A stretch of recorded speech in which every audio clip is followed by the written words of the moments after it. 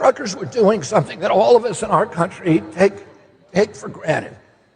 They were assembling to petition their government about something that they thought was important, which was that the impacts, the financial impacts of the mandates on their businesses.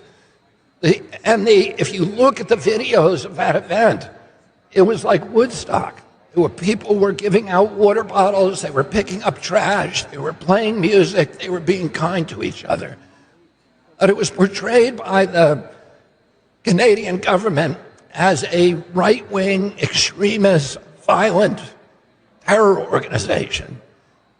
And the government began using facial recognition systems and other forms of surveillance to learn the identity of the truckers, looking at their license plates, etc. And then it froze their bank accounts. And it froze their $12 million PayPal account. And when Canada did that, it occurred that the premier template of democracy in the world besides the United States, it occurred to me immediately that transactional freedom was as important as freedom of expression in the First Amendment.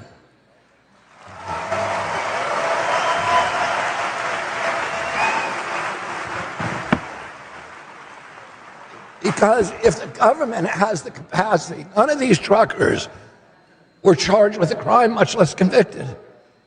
And yet the government was able to shut down their bank accounts. They couldn't pay their mortgages. They couldn't buy diesel for their trucks. They couldn't buy food for their children. One trucker told me that he was going to jail because he couldn't make mandatory alimony payments.